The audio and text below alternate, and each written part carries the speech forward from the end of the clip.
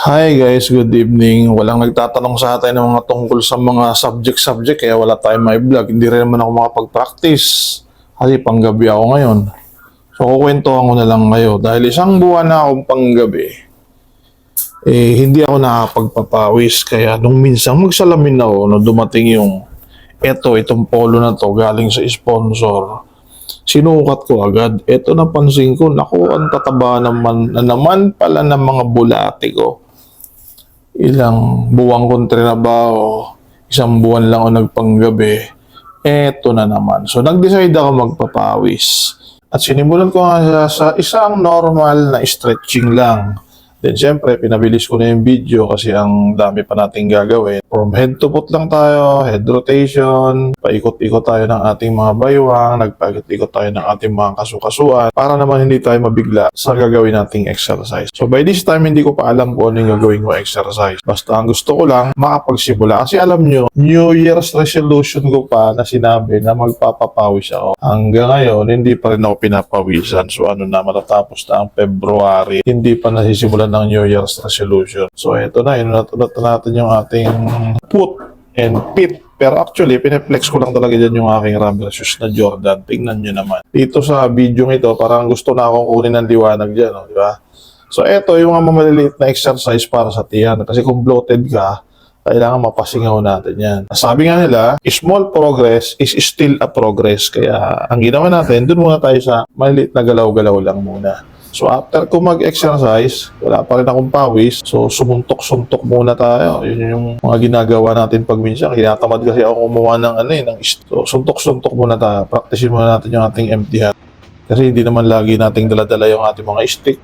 Hindi rin naman ako mapagsukbit lagi ng knife. Hindi ako pasasakayin sa MRT. Baka mahuli pa ako ng gwardiya. Isang beses nga pala pumasok ako sa 7-Eleven. Naku, inalbor pa ng gwardiya yung knife. Dami niyang dahilan. Sige na, sa'yo na lang, Diamond Drama. So, eto nga, pinapractice natin yung ating mga skill sa empty hand. Actually guys, itong pagsuntok-suntok na ito, itong pagbaboxing-boxing na to, isa siya sa mas magandang pangpapawis kung gusto mong pawisan agad. Kasi nga, pag mabilis yung tibok ng puso mo, mabilis siyang nagbaburn ng sugar. At syempre, mabilis kang mapapagod.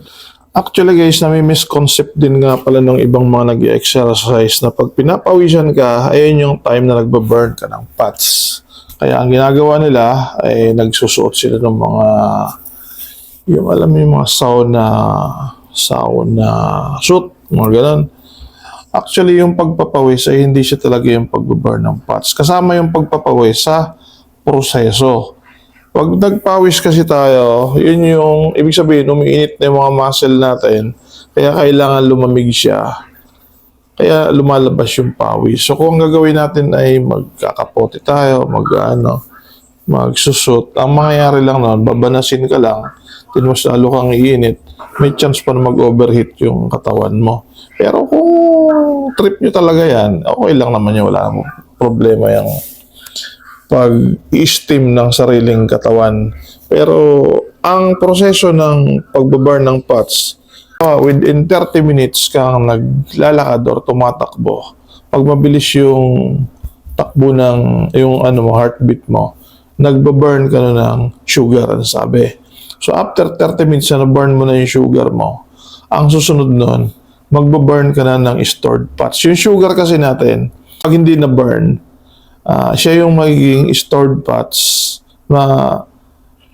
na umi-stack dito sa mga belly natin. Kaya yun yung unang lumalaki. So, after mong ma-burn yung sugar within 30 minutes, yung sa blood mo, yung sugar mo. So, dahil by this time, na-burn ko na yung aking sugar, nag-burn naman ako ngayon ng aking stored fats. Ito yung procedure. Ang ginawa ko, nag-walking lang ako. Naglakad-lakad lang ako. Yung first ikot ko dito sa aming complex, maliit lang naman yung aming complex, binilang ko yung hakbang ko, nakagawa ako ng 240 na hakbangs na step, 240 step. So after ko siya maikot, mga nakaka 600 step na ako. Medyo sa isip mo may kumukontra, ba't mo ginagawa to? Pwede ka na maupo na lang. Tigil mo na yan. Ang daming kumukontra, yung sarili mo rin yung kumukontra. So, dinicide ko na ituloy-tuloy lang So, nung naorasan ko, nakaka 20 minutes na ako, para namang ayaw kong tumigil yung katawan mo mismo. Tuloy-tuloy pa rin siya, lakad pa rin ako ng lakad. Ang style nga pala ng lakad, mabilis na lakad, hindi siya yung lakad na para kang namamasyal sa ilalim ng buwan. As in, walking talaga na fast walk, parang walkathon. Para kahit paano yung heartbeat mo, ano pa rin, mabilis pa rin. So, magbaburn talaga siya dahil wala nang sugar yung ano mo, yung susunugin na yung iyong stored fats. So, hopefully, matuloy-tuloy ko na to para sumiksi na tayo ulit. Kasi mapangit talaga tingnan pag mataba yung mga bulate natin, guys. So, maraming salamat sa inyong pakikinig at panood sa akin. Thank you. Bye-bye.